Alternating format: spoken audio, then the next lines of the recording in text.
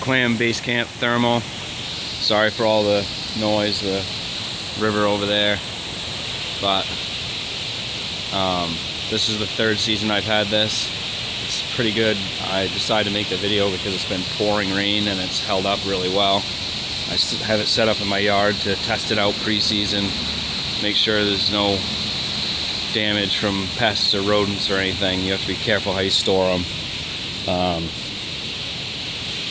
So I just treated this with Scotchgard a couple days ago, and it seems to really be working, because this isn't the like crackly tent type material, it's the thermal. It's double layered while all that quilting. I'm making holiday wreaths in here, so excuse the mess, but I use this about, I probably average of 3 bigger trips a season. And I mean, that's a regular small folding card table there, but it's a pretty good sized table. I have room for that. There's another door there. Overall, this thing's been great on some trips where we couldn't take a hard side ice shack because of the slush conditions. This thing saved our butts. Like, I'm not a big fan of propane heating, but it's, I mean, we had like, I don't know, 6 people rotating in and out of here, no problem, like with the doors on both ends. It's really nice. It packs into that duffel bag. Sorry for the camera going all over the place, but I've got my supplies here, but baby monitor, everything going in here, but she's not in there now. But so it's got nice shelves, pockets. Problem that I had right off the bat with it though is these hubs. They are metal on the outside, and so it's dark. Well, there's numbers on the outside of the plate. That's metal, but these are plastic joints. Under that cover, the end of that stem is like a ball shaped, like just like a ball socket joint. Well, we set it up properly. We had set it up twice already. About the third time we set it up, oh, you can see right there, it's done it pretty badly. Get the light on this.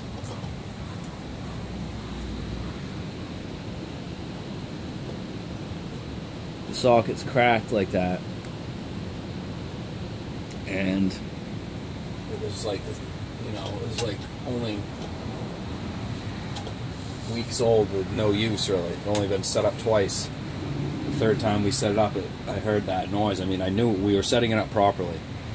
And anyway, I contacted them under warranty, and it took forever for Clam to respond. Really, they kind of, I don't know what the deal was, and finally, initially it was only one of the hubs had cracked, and they sent me a replacement. These windows are nice. They did send me a replacement, and the replacement had different numbers on the plate of the face of the hub. Inside there, the ones that came with this model had misshapen ball and sockets. Like the plastic mold was formed wrong for the socket portion of it. Instead of being like a socket, it was like a lifted castle piece that was binding. In each one of the hubs, there's 5 hubs, and I only noticed it. Yeah, see, that's the one they sent me. And sorry for spinning all around. I'm just trying to tell you what happened here. So they had only sent me one. Well, then another one did it, and now I saw there was a number difference. The model numbers were different, but they fit perfectly. So they had obviously like redesigned the hub. So I was asking them to replace all my hubs for this shelter, but they like had ignored me kind of from the beginning, just asking for even one before I realized it was that widespread. Struggled to get one out of them. I got one hub, replaced that, noticed the difference in the numbers, noticed another one cracking, and that they were all, I told them they were all going to obviously do it because there was a defect of some sort, and since they've discontinued this model, which is too bad because this is a great model, the size and the thermal.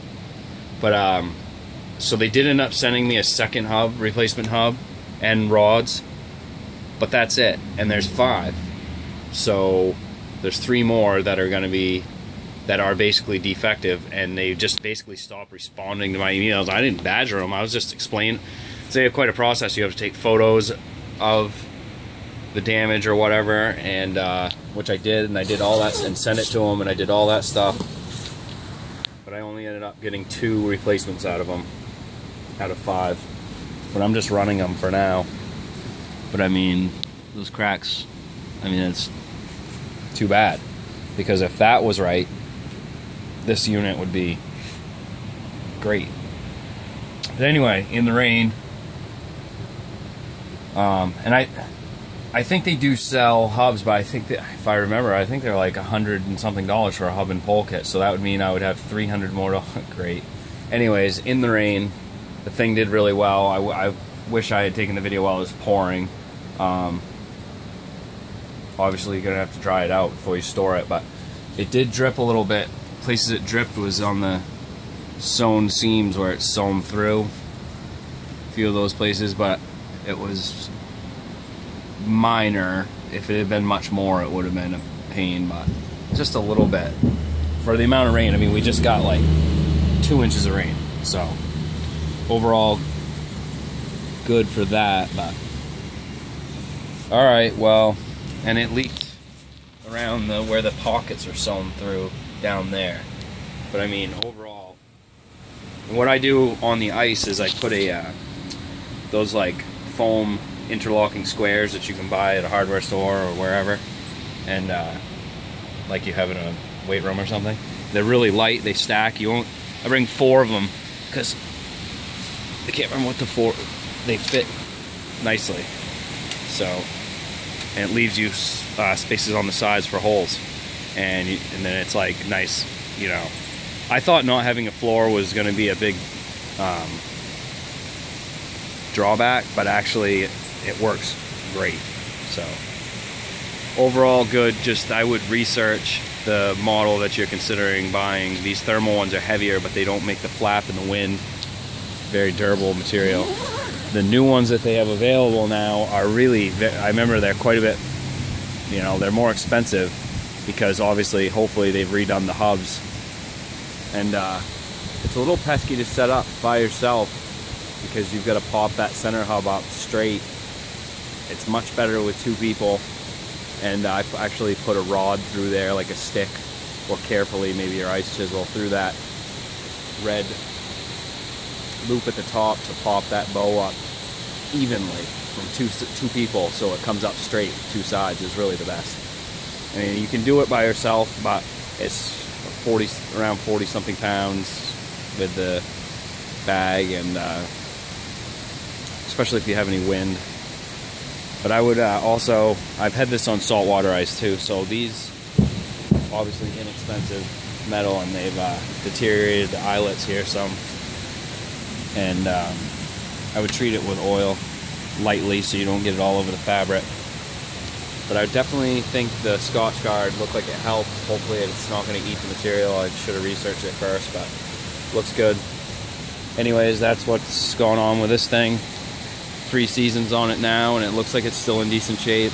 I still have a replacement hub because with that hub issue, I did replace one, and I have another one as a backup until one of those completely fails. So, all right.